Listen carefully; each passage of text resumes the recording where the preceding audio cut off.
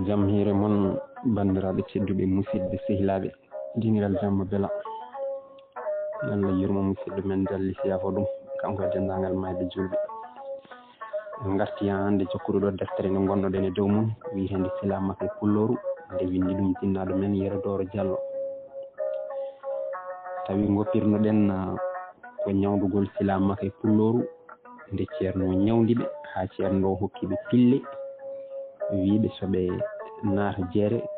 maɓe jii maale mbatta jeere nde fof huuɗa finna soɓe jii ɗum yoɓe gandu ñawdugal ngal jaɓama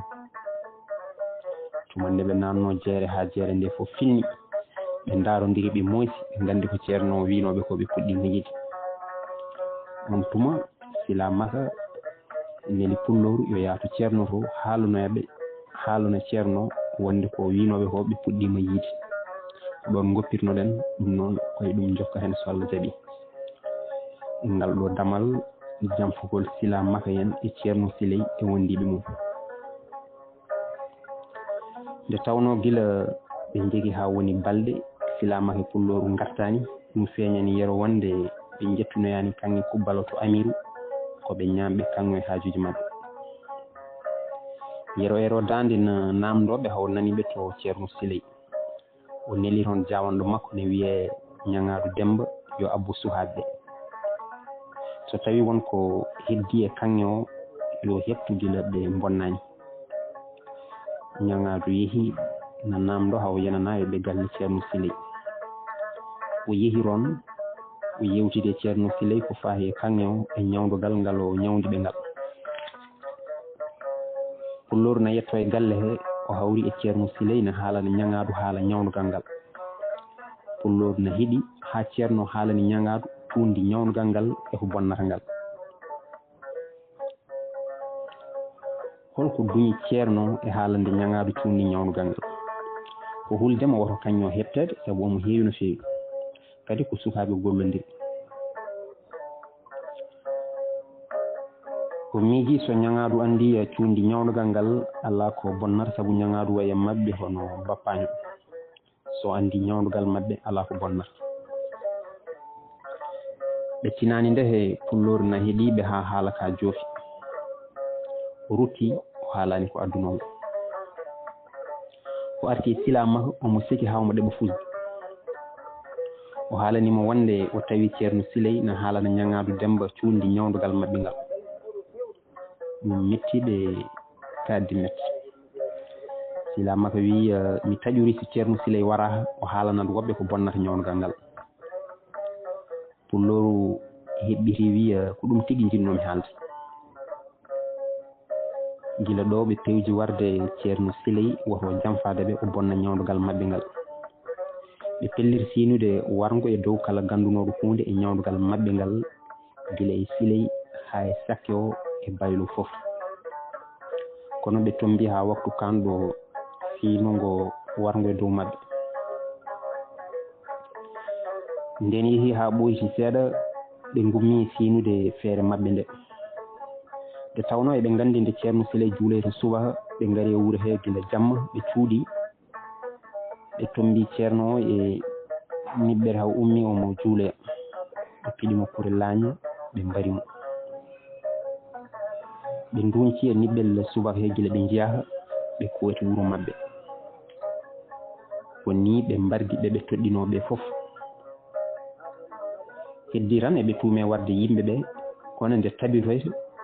ko tawi hankkadi ala ko tagaɗo mbo junggo mum wawi yettadeɓe haɗiɓe noon warde Ñagadu Demba goto keddiɗo andude cuundi ñawdugal ngal ko on ko jawanɗo bammaɓe ɓe nanguirimo tan ko baaba ɓe miijota homo jogori jamfade ɓe aduna ko ɗum waɗi ɓe miijaki wardemo nden silamaka e pulloru garti Yero dande duti e mabɓe feliɓe seeɗa arti deƴƴi haare Yero dande e Amirou nden Amirou nani wonde sukaɓe yeroɓe ñaami kubbal ɗum mettimo kono o haaɗi ɗon o tombiti hitande arore hitande rewde hende kadi silamaka pulloru ɗaɓɓi yo yero ero dande tuttuɓe kubbal ɓe nawan amiru o sali kono ɓe tengtinimo wonde ɓe jettinoyat to amiru ɗo ɓe ndewno fof ɓe poltimo o jaaɓi o tottiɓe kubbal ɓe jeehi kadi ɓe coodoy pucci pulfuli dimi ɗi hono mumen ala e nder masine fof e rimdude e mawnude goto e mabɓe fof hettani ndimagu mum inde welde ɗum silamaka inniri pucci mum soppirde kanŋe pulloru inniri pucci mum dawwali demba won daroɓe mbi o inniri pucci makko ko bona yuɓɓare ɓe gaddi pucci maɓɓe ɓe kumi gila nde yero yi pucci ɗi tan o andi kadi koɓe ñamɓe kanŋe o ɓe jettinoyen to amiru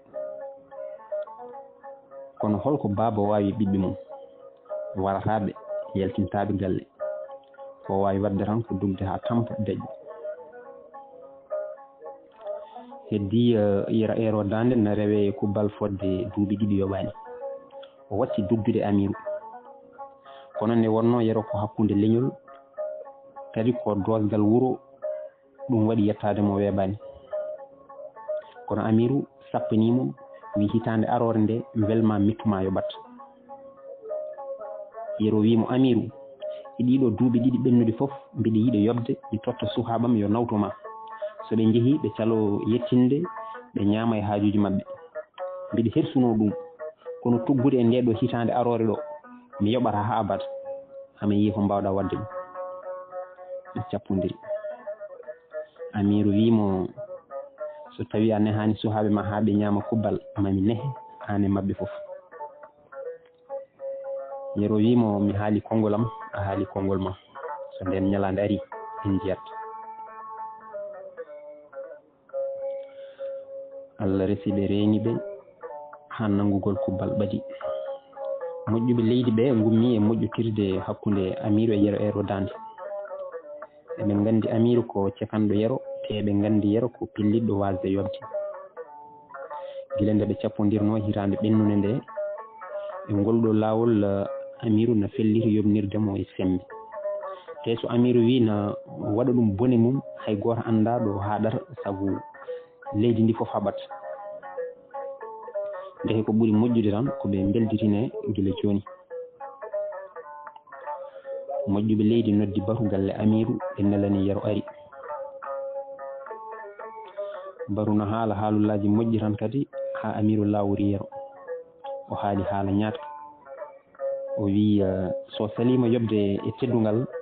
hami yobnumo e sembe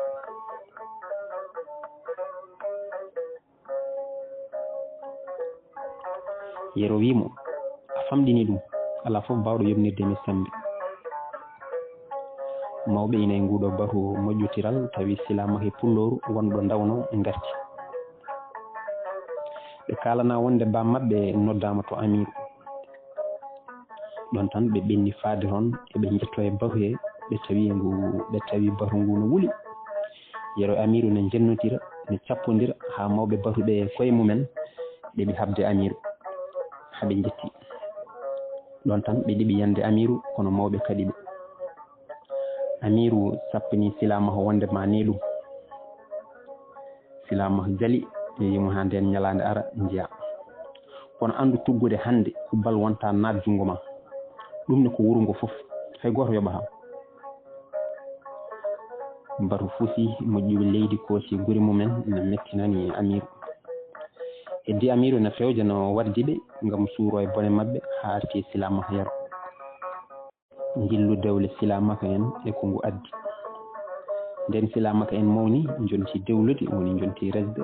yero ero dande ummi suɓanade ɓe rewɓe moƴƴuɓe silamaka ƴamana suko debbo ɓurɗo ngarɗude e nder masina joom lasli e jikku dimo e needi lobbiri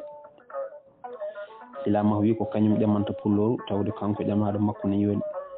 nde alay saago o ƴaman pulloru debbo ɓurɗo yodde e rewɓe masina silamaka neli ñeñɓe yo jillano ɗum sukaɓe rewɓe ɓurɓe yodde e nder masina fof o suɓuno hen pulloru debbo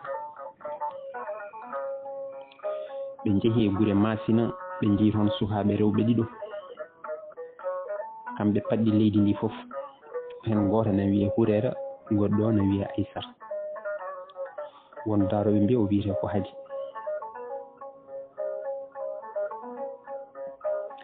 Silamaka ɗaɓɓi yo gure ɗe fof ndentu mbaɗa paɗɗodiral. ɓe ndentini fodde gure 15 e nder hirnangue Masina. ɓe mbari gayi pijirloji mbaɗa, sukaɓe rewɓe ñanta cinka cuuɗa, ɓe mbaɗi paɗɗodiral hakkude sukaɓe rewɓe. ɓe ƴeewi ɓe tawi ko Hurera e Aysara paɗɗi fof. Hurera ko ɓalejo, Aysara ko boɗejo. ñeñɓe ɓe donki andude e mabɓe paɗɗuɗo. rewɓe nayi ɓe jeehi teldo e mabɓe dartodeyiɓe banggue fof donki andude. ɓe ƴeewi hay to banggue jikkuji e ƴoyre e muñal kono ɓe donki andude mabɓe ɓurɗo wonde debbo moƴƴo. ja wonde debbo nayejo ari haalani Silamaka wonde ala e mabɓe paɗɗuɗo, kono no heddi feere wotere ko ɗon tan ɓe mbawata tigui rigui andude hen ɓurɗo. Silamaka namdimo yo waɗ ɗum noon nden feere. o waɗi laaɓi, o fesi e dow buhal Hurera. ƴiƴam wanji ili ha jippi leydi. o fesiri Aysara hono noon ƴiƴam ili seeɗa dari yetta e leydi. ɓe kolliri Silamaka en yo ƴam Hurera saabu wonko jurowo balɗe, kono Aysara ko dabɓo balɗe wonata. Silamaka ummi e ƴamande pulloru Hurera o hokka. yero ero dande nde tawno ko galo waɗi hunde fof e dawle hen. leydi fof noori e ndeɗo weltare. Allah resi ɓe reniɓe haaɓe dambiri rewɓe mabɓe jonti yaade jillu.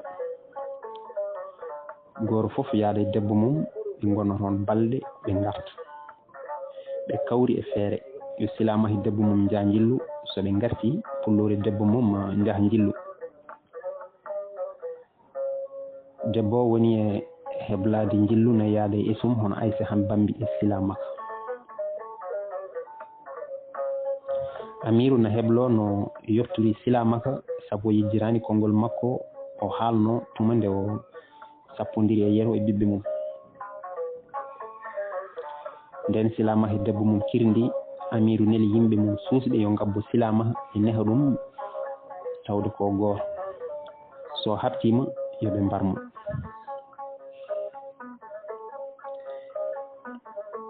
nde Silamaka en jetti e tufde he ɓe jooli e laana. o fuɗɗi awjide seeɗa tan ha yimɓe Amiru ɓe jetti no gondi e jogiraji mabɓe, eɓe mbiya keñuɗe nangge laana ka guila waɗɗani. yanti hen eɓe ƴatto. ɗon tan Silamaka andi ko yimɓe Amiru gabbi ɗum. o diwi e laana he, o hucci e mabɓe haare huɓɓi. o naati e mabɓe no mbarodi ñaññudi. eɓe ñuka e makko ombo fiɗɗoɓe no mbarodi ni. cafali jani tawi o jogiraki so wona laaɓi, kono laaɓi ki koye junngo mbarodi sembe e cuusal. o naati e mabɓe woɗɓe ne caama. ko ñande hen ɓe gandi ko gorko tiiɗi suusi, ɓe donki darade yeeso makko ɓe dogi. nden ɓe dogi o dari. nde o mottal fofango makko, o anda ɗo hare nde yumti haw nani debbo makko no wulla nder ndiyam. o yecciti tan o soyni gabe no mbiya no joola laana ka. ɗon tan o diwi e fango, o yani e ndiyam, omo feerono piyori hawo yetti. o waddi e gabe ɗi haɗi goɗɗiri laana ka. o jooli e makko, o fuɗɗi awƴude hawo soyni sete yimɓe Amiru loncino garta habde makko. ɗon tan o lelni awƴal. nde Aysa han bambi wiyata no nanggamo, tawi o yani e ndiyam omo sirto no mamari cirtantondi lumbotoɓe. hono hojom tawi o yettima, o waddi e mawɗo sete Amiru o yeeso e yeeso garmi gara jasa jettimi. polgu Silamaka hare wonti ɗo wonno. nde ɓe memodirta tawi Silamaka yaɓi e becce makko, waɗi laaɓi reedu makko. nden wolde nde wuli, ɓe gandi ala ko dandataɓe e o bone. on jool murlo mo becce jaajƴe, ƴiyeje mawɗe, mo piggal liɓata, jamdi ala e mum gueɗal, te piggal mum muñotako. ɓe jenana darata ko yeeso makko so wona mbo hoddiri tonggui koyɗe mum no jogori jebbilde ɗum e mayde. ɓe jugni pittali mabɓe e jawgol koyɗe mabɓe, ɓe belliti e weeyo no ndawuji badduji dandu e seeno ɓe dogi o yecciti kanko sila makko o tawi laana ka hayi faade hakkunde cangol gabi na cakki na ndaara yolde o yani e ndiyam o faaboyiɓe o tacciniɓe koye nde ɗo walde masina fof jaɓani sila makko e cuusal e gorago tuma nde o fooli kono to dow jorndi o fooli gabi to nder ndiyam e nde ɗo walde wootere tawi ko ɓuri mawnude e jogitari makko fof ko leɓi nden ɓe lumbi haɓe daroyi dow tawi ayse ham bambine laawi ne duha e dow hoore sila makko saabu ɗiɗo hareji ɗiɓe dondi jamma e ñalawma gam saladeɓe ko leydi fof jaaɓi so yobde kubbal ɗo ayse ham bambi duhata ɗo tawi sila makko siftori wonde so pulloru nani hare nde ko bone mawɗo waɗata o deƴƴi tan o tori hoore ombo miijo ko juuti o haalani hay konngol debbo makko one ndaaramo tan ɗeɓata hay majje Allah e mum yooɗede cuusal sila makko e gorago makko eno follire añɓe arduɓe mo dow e less renduɓe walde wootere ɓe tintodirani ɓe tintananimo ɓe juurimo haare ɗo jottornoko o jogitaki kono nde tawno jikku woɗɗata jomum ɓe kawri e makko o sariɓe nden tourne sila makko nde juuri debbo makko o sekki ko museki fiyodiro ngo additimo kono o hersi yettade sila makko o wari haw sawdi esiko ho haysi ham bammi o wi goggo a ƴeewa ha yalla wona museki abbitimo haysi ari wimo piile yimɓe amiru ɓe mbarima na sila makko ɓamti hoore jaali wi ala hunde foof musani min miijo homi ko so pulloru nani mi haaɗi ga e yimɓe amiru woto yaade o tawoye amiru ha nder galle mum o warodiri e mabɓe toon tawi mi tawaka bone ɓeydo noon ɗon tan aysa ham bambi suumi junngo e hunuko taƴi accere deƴƴi seeɗa o wi a siftini kam on tangaɗo heño rutto wuuro gila kabaru hare nde saraki pulloru nana yano e amiru bone waɗa saabu pulloru ko ɓurtuɗo anda ko wawi sila makko wi yoɓe jaaha kamɓe ɗiɗo kañum rutto so yeehi haw deññi pulloru o arta o abboɓe debbo sila makko sali wi kañum yahani jillu alay saago ɓe dutto kekey ni tan ɓe dutti to tawno hare nde waɗi gañiɓe alay saago nde nanete sila makko heeñi arti guila kabaru hare nde saktaki pulloru en tinani tan ha sila makko yetti e mabɓe ɓe kawa ko artiri janoɗo jillu hay yettoyaki noddi pulloru nder suudu o haalanimo mojere amiru waɗimo nde eno haɓire mabɓe haw fooliɓe ɗon tan pulloru ƴefti gawal mum no fooɗo ma woppe tawa e amiru nder galle mum wara ɗum kono ne anda galle amiru o wona noon tan natorto hayso nadde nde newina hayso nadde nde newima ne yaltudemo ne hiisi newata saabu ko worɓe goni toon hakkunde San e Ségu e Masina ngel ɗo harayel ko tekkere dongal ngal suwata hakkunde ɓe amiru fuɗɗi kono suwa timmu heddi leydi ndi foof ne haala nde ɗo moojobere nde amiru waɗi e dow sila makko eno sila makko foliriɓe e nde ɗo waldi amiru andi kañum tan wawa huccodirde sila makko hen o ummi o wulliri to Damanso Diarra lamɗo Ségu nden o yettima ɓe kawri nelde amiru San umma wallodira e amiru Cikey e nangude kubbal Masina e haɓade moftuɓe ɓe e on saaha tawi laamu Sangu jokki koye laamu Ségu nden yamirore Damanso Diarra ari e amiru San o neli ɓiyi ko ne wiye Moli Bali Diawara na wondi e 50 koninke faade Cikey gam nangoyde kubbal nden ɓe ngari ɓe ballodiri e yimɓe amiru Cikey haɓe nangi kubbal e qima ɓurɗo foof mettude sila makko wi pulloru woppu ɓe mbaɗa ko weli ɓe soɓe kirdi gabboɗen ɓe won yogo e daroɓe mbi nde ɓe naati galle yero ero dande hay potone gonnoɗo e noppi rewɓe ittama silamaka e pulloru nan ndaara ono kalani hay konngol eɓe pelliti kanŋe o yahra kono ɓe jiiɗa haɓere e nder wuuro he ɓe tombi ha molo bali Diawara e sehi mum jalti wuro ngo na Kora San silamaka e pulloru kabɓe pucci mumen paloyiɓe ladde molo bali en na jaaha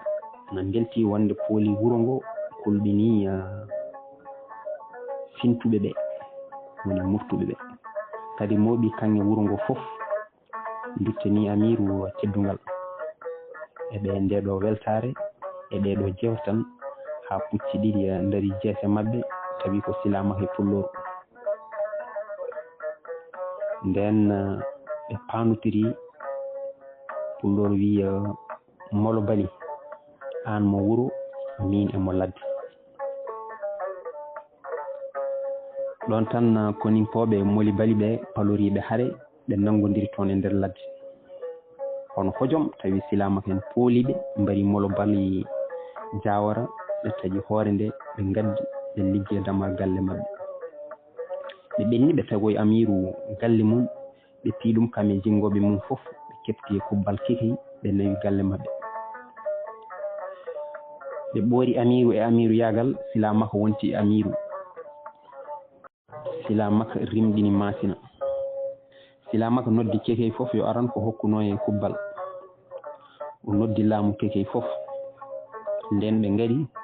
o wiɓe caggal hande kubbal wonta nangue e masina faade segu walla 100 so tawi won bone woni hen kanko mo wawi rondade yoɓe koot galleji mabɓe ɓe jooɗo koɓe keeɓi e guura fof yoɓe ñammin ɓesguji mabɓe nden ɗiɗo kabaruji nanama Amiru San laawi rendini dendagal guure babarankoɓe darnade hirnade masina ɓe tafi konu fodde 200 puccu tawi fof ko suhaɓe ɓurɓe suusde cuuɓa masina nani kono San ne jogori arde honde kekey sagataɓe laamu kekey keblani hawrude e konongu kono silamaka yeyni woto hay goto e mabɓe yaltu kanko rani pulloru ɓe joni huccodirde e kono San kala no ngu foti janggo mum ɓe jalti faloyade konongu e nder ladde konongu ne ara tinani tan ha soyni pucci ɗiɗi ne daari yeeso mum ɓe cikki pucci ɗi gaari ko ñukidade e rewidade garal mabɓe mawɗo kono neli fodde pucci 10 yo nangoyɓe kono nelaɓe ɓe dogani ɓe ɓe gaari ha hakkude boowal na ɗon silamaka e pulloru jolbini labale kawri e mabɓe e hakkude boowal he ɓen kam tinani mayde mumen ni mawɗo kono hokki yamirore mum kono hawri e mabɓe haare huɓɓi dimaɗi na ciika worɓe ne caama mawɗo kono e watulaɓe mum na daari na ndaara haare nde ha koninkoɓe mum fof liɓa hakkude mayɗo tan e juwaɗo mawɗo kono e watulaɓe mum jilti labale dogi pulloru en ndiwiɓe hello wonti wooro dimaɗi foyni no jogorɗi nadde e duule ɓe nanguiɓe ɓe mbari mawɗo kono ɓe goppi ñeñɓe ɓe e warulaɓe ɓe ɓe neliɓe noon yoɓe jettinan ɓe calminali faade Amiru San silamaka en garti no wayno ala ko ɓe mbaɗi Amiru San laawi kadi gongol o mooɓi konuji makko gam huccodirde silamaka en ɓe kaɓi kareji bonɗi gila ɗo neldiranno koninkoɓe makko 50 haw watti neldirde 100 kono konu jangu foof arta waare ha laaɓa nden silamaka en ƴewtidimama ɓe tawi konuji ɓe kaɓata ɗi foof gummoto koye guure ɗe laamu segu darnata hirnade masina de ɓe tawi hoɗɓe ɗeɗo guure foof ko koninkoɓe te nokku foof ɓe darni wuuro ɓe igginat joomen jawdi daridi ɓe tawi e nokku he gam noddirade jawdi ndi na bonna guese mabɓe kadi kala amiru walla arɗo ɓe lurdi ɓe dentat ɓe kaɓa e mum sembe mabɓe mawni e hirnaange maasina haɓe mbatti yognude yimɓe ɓe kubbal. silamaka en nganndi ɓeeɗo njiɗi ko heɓtude maasina e juuɗe mumen ndehe watto gaño ma gila hirtaaki ma watto gaño ma gila hirtaaki ma so aɗa yiɗi wadde lekki a taƴan ɗaɗi mum ɗaɗi laamu segu e hirnaange maasina ngoni ɗeɗo gure ɗe ɓe darnata ndehe alay sago ɓe eggina ɗe ko ɗo ɓe kuɓɓi hare e dow ɗeɗo gure eɓe eggina ɗe e dow sembe nden kareji ɗi kareji ɗi juuri Amiru San yino koninkoɓe mum mbardete jamma e ñalawma hare foof arde ɓe ɓuura foolede ɓe kulti hankkadi huccodirde e silamaka en maasina nakki yodde kubbal. noon bandiraɓe tedduɓe musidɓe sehilaɓe ko ɗo katten ha ñande wonde so Allah jaaɓi Allah jarama on jarama.